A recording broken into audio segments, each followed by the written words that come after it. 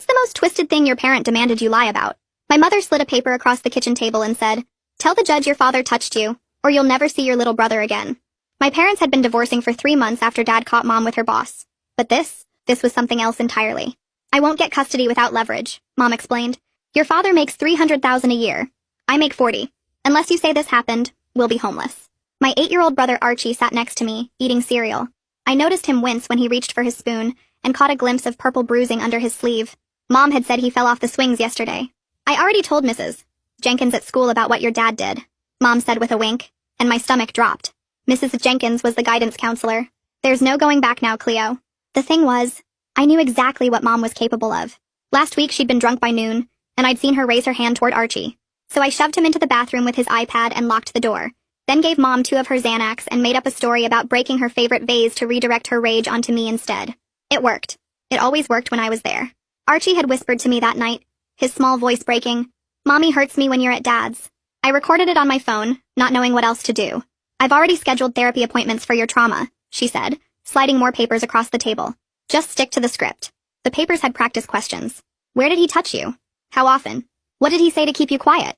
"If you don't do this," Mom said, her voice dropping to that dangerous whisper I knew too well, "I'll take Archie and disappear.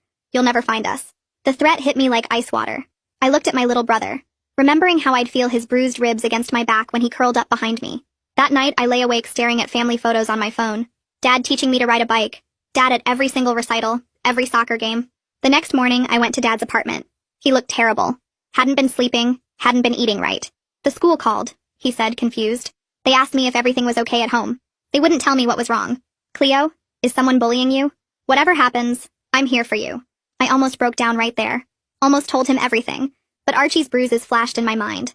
Mom had scheduled a therapy session that afternoon. But when we got there, I realized the therapist was just her friend Donna, who used to be a counselor. I hid my phone in my backpack and hit record. "The key is details that feel real but can't be disproven," Donna coached. "Crying helps. Practice crying on cue." She actually taught me techniques, thinking about dead pets, pinching myself where it wouldn't show. "The school documentation helps. That teacher paying attention to you? Perfect evidence of you seeking father figures." My skin crawled as Mom practiced my testimony with me. It was summer vacation, when I had my innocence torn from me. I wanted to throw up, but I kept recording. That evening, Archie asked me why Daddy couldn't come home. "Is it because of me?" he asked, and I realized it was a lose-lose situation. By Friday, Mom was escalating. "The preliminary hearing is Monday. Mess this up and we disappear forever." She showed me fake IDs she'd already had made. New names, new life. "I have $50,000 from your college fund ready to go." I kept recording everything. Mom admitting Dad never hurt anyone. "Obviously he never touched you, but judges believe tearful daughters." Mom laughing about what would happen to him. "Prison, SX offender registry, who cares?" By Sunday night, I couldn't stop shaking. Mom gave me half a Xanax to calm my nerves. I hid it in my cheek. Then finally came Monday morning at the courthouse. Mom squeezed my hand hard enough to hurt. "Remember, tears sell truth." Her lawyer started strong. "Cleo has something difficult to share about her father. The school has documented behavioral changes concerning patterns." I stood up and pulled out my phone. "I do have something to share." Mom's face flickered with confusion, then rage as I hit play. Her voice filled the courtroom. "Tell the judge your father touched you, or you'll never see your little brother again." Then Dad's lawyer stood up with a manila folder I hadn't expected. "Your Honor, this woman made identical accusations against her own father at age 15. Her father had been molested by his stepfather. Her grandmother knew and did nothing. This is a generational pattern of projection." The truth hit me like a physical blow. She was replaying trauma, creating false accusations because real ones were never addressed. Suddenly Tyler stood up. "None of this is true! Dad did hurt me!" That's when I realized Mom had been training him too. The judge slammed his gavel down so hard the sound made everyone jump. Tyler kept shouting and pointing at Dad while Mom grabbed his arm trying to pull him back down. The bailiff stepped forward, raising his hand for silence. The judge hit the gavel 3 more times before the bailiff announced we were taking immediate recess, and nobody could leave the building. Mom's grip on Tyler's arm turned white-knuckled as she yanked him toward her seat. Dad just stood there frozen like he couldn't process what was happening. The bailiff started herding everyone out into the hallway, while the judge disappeared through his chamber's door. Out in the hallway, Dad slumped against the wall and his whole body started shaking. His lawyer leaned close, whispering urgently about how Tyler was obviously another victim of coaching just like me. 20 feet away, Mom stood gripping Tyler's shoulder so hard he winced. Her face kept switching between this weird, triumphant smile and pure panic as people stared at us. Tyler wouldn't look at anyone and kept his eyes on the floor. Archie broke away from the court officer and ran straight to me, burying his face in my stomach. His whole body shook as he whispered he was scared over and over. I held him tight, feeling his tears soak through my shirt while watching Tyler shrink under Mom's grip. The confidence he'd shown shouting in the courtroom was completely gone now. The judge's assistant came out and called both lawyers into chambers, leaving the rest of us standing in the hallway. Through the small window in the door, I could see the judge gesturing with his hands while both lawyers stood there nodding. Dad's lawyer kept pointing at some papers while Mom's lawyer shook his head. We stood there for 40 minutes with nobody talking except the occasional whisper. Archie stayed pressed against me the whole time. Mom kept trying to catch my eye, but I wouldn't look at her. Finally, the lawyers came back out and Dad's lawyer cleared her throat to get everyone's attention. She announced the judge was ordering immediate CPS involvement, and all exchanges between parents would be supervised only from now on. Mom started yelling about her rights and how this wasn't fair. Her lawyer grabbed her arm and pulled her aside, hissing at her to stay quiet before she made things worse. The judge came back out and stood in the doorway to address everyone formally. He stated no children would be removed from either home while the investigation was pending. All exchanges had to happen at the supervised visitation center starting immediately. He scheduled emergency CPS intake appointments for all 3 of us kids within 72 hours. Mom's face went pale when he mentioned CPS would be interviewing each child separately. That evening back at Dad's apartment, his phone buzzed with an email notification. His hands shook as he read it out loud, saying HR was placing him on administrative leave with pay. The allegations had to be investigated according to company policy even though nothing was proven. He forwarded it to his lawyer, then put his head in his hands. I saw tears running down his face that he tried to hide by turning away from me and Archie. Archie asked if Daddy was in trouble and I told him everything would be okay, even though I wasn't sure. 3 days later, the doorbell rang at 8 in the morning. CPS caseworker Gwendolyn Valdez stood there with a clipboard and a kind smile. She was professional but gentle as she explained she needed to do a home visit and talk to each of us. She walked through the apartment taking notes about the living conditions and food in the fridge. When she got to Archie, she knelt down to his level and asked him to show her his room. I watched her take photos of the fading bruises on his arms with a special camera. She asked him about Mom's house and he flinched before saying he didn't want to talk about it. She made notes on her clipboard and told him he was very brave. Then Gwendolyn asked to speak with me privately in my room. I showed her my phone with all the recordings I'd been making for months. She asked if I had them backed up anywhere else, and I showed her my laptop and the cloud storage where I'd uploaded everything. She took detailed notes about dates and times while listening to Mom coaching me about the fake allegations. She said she needed to review everything with her supervisor before making any recommendations to the court. Her face stayed neutral, but I saw her jaw tighten when she heard Mom threatening to disappear with Archie. Before she left, she gave me her card and said I could call her anytime if I felt unsafe. About a week later, we got a letter saying the court appointed guardian ad litem Douglas McHugh to represent our best interests. He scheduled separate interviews with each of us kids at his office downtown. When we met him, he explained his job was to tell the judge what was really best for us, not what our parents wanted. He had toys and coloring books in his office, but also a serious expression that made me trust him. He said he'd be talking to our teachers and doctors and anyone else who knew our family. His job was to be our voice in court when we couldn't speak for ourselves. The next week, Dad's lawyer called saying she'd arranged for a pediatrician named Amy Chandler to examine Archie properly. We drove to her office where she had special cameras and measuring tools laid out on a table. Amy was gentle with Archie, letting him play with a toy dinosaur while she carefully looked at the bruises on his ribs and arms. She took photos from every angle and measured each mark with a ruler, writing notes about how the patterns didn't match falling off playground equipment. She pointed out to Dad's lawyer how the bruises were in places kids don't usually hurt themselves playing, like the inside of his upper arms where someone would grab him. Archie didn't say much, but he let her document everything, and she gave him stickers when we were done. After that, I had to go to Dad's lawyer's office for hours to work on my recordings. She had some tech person there who explained how phone recordings have hidden data showing exactly when they were made. We went through every single recording I had, writing down the date and time and what was happening in each one. The lawyer made me write out this huge timeline of everything I'd witnessed or recorded, making sure all the dates matched up with text messages and photos on my phone. My hand cramped from writing so much, but she said the metadata would prove I didn't make these recordings after Mom's accusations started. That night I couldn't sleep, so I started Googling everyone involved in this mess. When I typed in Donna's name, a bunch of results came up about her losing her counseling license. The state board website had this whole report about ethics violations from 2 years ago. She'd been caught giving therapy advice without a license and lying about her credentials to clients. I printed out every page of the disciplinary action report and drove it to Dad's lawyer's office first thing in the morning. She actually smiled when she saw it and said this was exactly what she needed. A few days later, Gwendolyn mailed me a copy of her intake report to check if everything was accurate. Reading it felt weird, seeing our family described in all this clinical language. She'd written about significant risk factors, and concerning behavioral patterns, and trauma indicators. We weren't people in the report, just case numbers and evidence. She described Archie's bruises as suspicious injury patterns inconsistent with reported cause. She wrote about my parentification and protective behaviors toward younger sibling. Everything was true. But seeing it written out like that made our whole situation feel like we were just another messed up family in her files. Late one night, my phone buzzed with a text from Tyler. "We just gotta say what Mom said or she gets really mad." I stared at it for maybe 10 seconds before he deleted it. But I'd already taken a screenshot and emailed it to myself, and uploaded it to 3 different cloud services. My hands were shaking because this was Tyler admitting Mom was coaching him too. The next morning, Mrs. Jenkins called asking if we could meet about the concerning situation she'd reported to CPS. When I got to the school, she kept adjusting her glasses and explaining how she was a mandated reporter. She said when Mom told her about Dad, she had no choice but to report it. She kept saying she was just following protocol and she hoped I understood. She seemed more worried about getting in trouble than about what was actually happening to us. A week later, Douglas scheduled his interview with Archie at the CPS office. He brought a whole bag of toys and art supplies, spreading them out on the floor. I watched through this one-way window as Archie picked up the crayons and started drawing our family. He made Dad normal-sized, but Mom had these huge red hands. Douglas didn't say anything, just took notes while Archie drew more pictures. In one picture, Mom was really big, and Archie was tiny in the corner. Douglas asked him to tell a story about the picture, and Archie just shook his head and picked a different color. That same night, I got a Facebook message from Donna saying I'd be sued for defamation if I didn't retract my lies about her. I took a screenshot immediately and saw she'd already blocked me right after sending it. The message was full of threats about lawsuits and how I was ruining her reputation.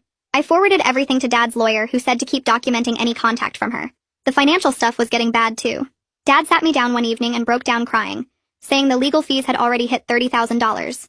He showed me spreadsheets of his expenses and said he was thinking about selling his car and taking out a loan against his retirement account. Watching him calculate how much more he could afford made me feel sick. This whole thing started because Mom wanted money, and now Dad was going broke trying to protect us. He kept apologizing for burdening me with adult problems, but said he didn't know what else to do. Douglas sent over his preliminary assessment notes that both lawyers got to see. He'd written that Mom showed emotional volatility and concerning behavioral patterns. He specifically noted that Tyler's responses seemed rehearsed and mechanical during interviews. He was recommending psychological evaluations for both parents. Reading his notes felt like finally someone official was seeing what I'd been seeing all along. 2 days later, this guy named Mark Wiley from the Children's Advocacy Center called Dad's phone while I was there and said he needed to schedule interviews with all 3 of us kids for their investigation. He explained the interviews would be video recorded in a special room with toys and art stuff, so we wouldn't have to tell our stories over and over in court. Dad's hands shook as he wrote down the appointment times on the back of an envelope, and I noticed he'd been biting his nails down to the skin. Mark scheduled Archie first for the following week, then Tyler 2 days after that, and mine last. Requested Reds is on Spotify now. Check out link in the description or comments. The whole time he was talking, I kept thinking about how Archie would have to sit in that room and talk about Mom hurting him to a stranger with cameras rolling. 5 weeks dragged by with supervised visits and lawyer meetings, and Dad getting thinner every time I saw him. I was pushing my cart through the grocery store parking lot when Mom appeared out of nowhere and grabbed my arm hard enough to leave marks. She leaned in close and I could smell wine on her breath even though it was only 3 in the afternoon. She whispered that she had everything ready to take Archie and disappear if this didn't go her way. That she'd already put deposits down on an apartment 3 states away under a fake name. Her grip got tighter as she said I'd never find them. That she'd make sure Archie forgot I even existed.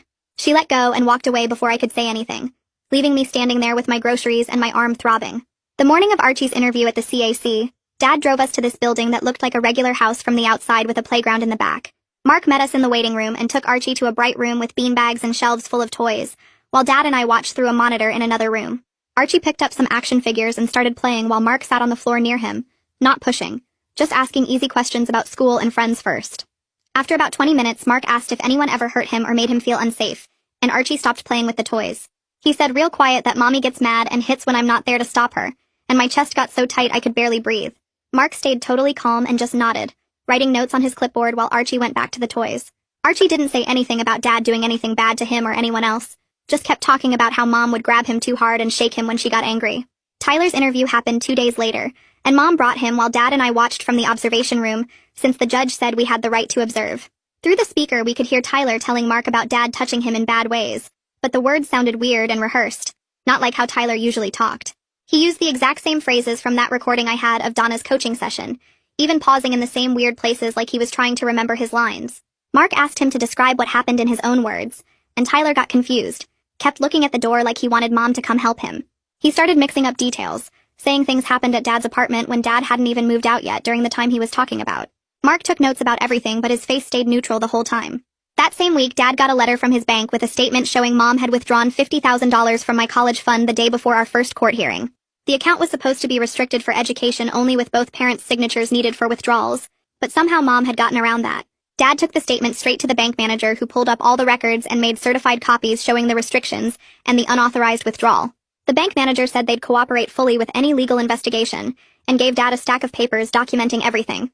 3 days later, an automated email from Dad's company showed up in his inbox about their HR policies during investigations involving criminal allegations. The email talked about reputation management and protecting the company image, and mentioned that employees under investigation could face termination, regardless of the legal outcome.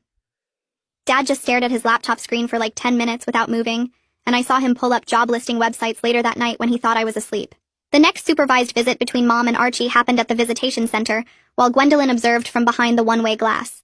I wasn't there, but Gwendolyn wrote in her report that Mom gave Archie so much candy he got a stomachache. Then when the staff person turned to answer the phone, Mom leaned down and hissed something in Archie's ear that made him start crying.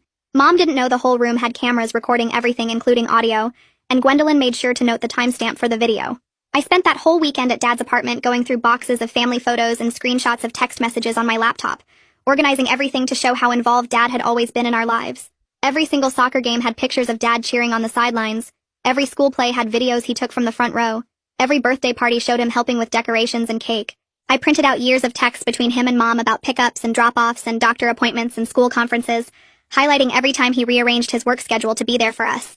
The stack of evidence got so thick I had to buy those big binder clips from the office store to keep it all together.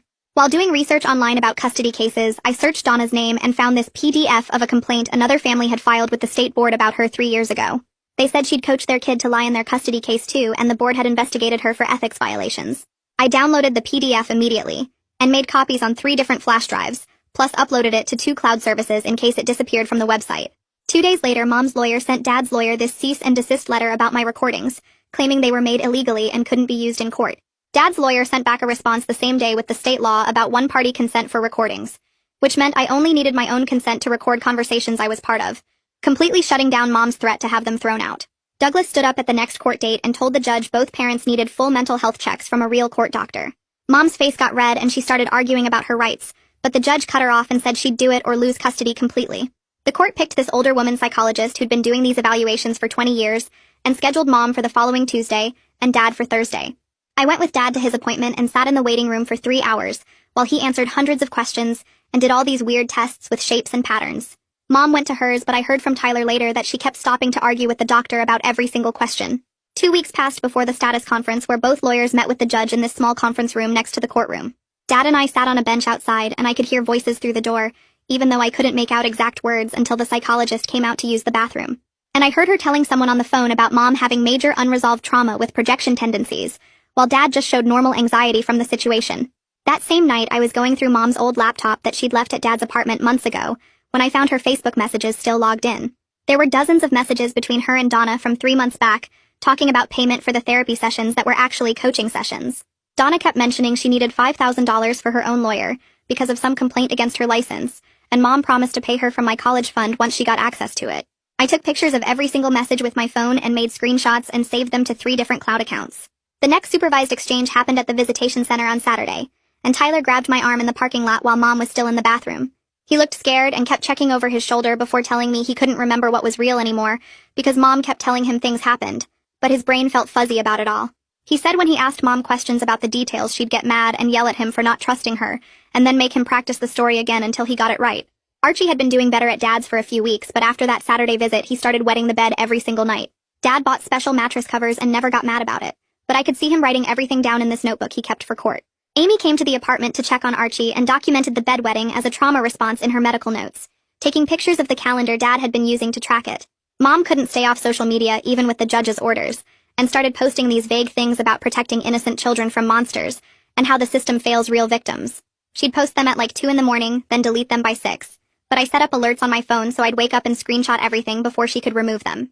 One post said the courts protect abusers with money, while mothers who know the truth get silenced, and another said she'd do anything to save her babies from evil. Gwendolyn spent 6 weeks doing her investigation, and finally filed her report with the court recommending Dad get primary custody, and Mom only get supervised visits.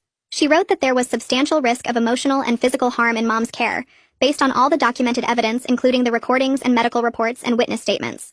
Douglas read Gwendolyn's report and added his own addendum about Tyler's inconsistent statements across 3 different interviews where he changed details about dates and places and couldn't explain the changes when asked. He recommended Tyler stay with Mom for now, but with mandatory therapy and close CPS monitoring to make sure the coaching stopped. The judge called everyone back to court the following Monday, and his face looked serious when he scheduled an evidentiary hearing for 6 weeks out. He looked straight at Mom and said any evidence of continued coaching would result in criminal charges for witness tampering and child abuse. Then he turned to Mom's lawyer and said, Donna better show up to testify or he'd issue a contempt order and have her arrested. The process server tried to find Donna for 2 whole weeks, but she kept dodging him by not answering her door and leaving work through the back entrance when she saw him coming. Finally, an investigator Mom's lawyer hired tracked her down at her new job at some insurance company and served her right in front of all her coworkers. After that, Mom went totally quiet on social media and stopped sending me texts about the case or trying to call me at Dad's apartment. 2 weeks later, I saw Dad's car listed on Craigslist for $12,000 below market value because he needed the money fast for lawyer fees. He showed me the stack of bills on his kitchen counter while making dinner. $30,000 already spent and more coming every week. The bus schedule was taped to his fridge now, and I watched him leave for work at 5:30 in the morning to make all the connections he needed. His suits hung looser on him, and when he hugged me, I could feel his ribs through his shirt. I started seeing a therapist who worked with kids in custody battles, and she had this small office with beanbag chairs and fidget toys everywhere. She kept telling me none of this was my job to fix, and that protecting Archie wasn't supposed to be my responsibility. But I couldn't stop feeling like I should have done more sooner. 3 days before the hearing, Douglas showed up at Mom's apartment building for a surprise visit, and stood outside her door for 10 minutes recording on his phone. Later, he played it for Dad's lawyer, and you could hear Tyler's voice through the door saying the same exact phrases over and over like he was memorizing lines for a school play. Douglas typed up his report right there in the lawyer's office and sent it straight to the judge with a note about ongoing coaching concerns. The morning of the evidentiary hearing, Dad's lawyer wheeled in this cart with boxes of evidence all labeled with exhibit numbers.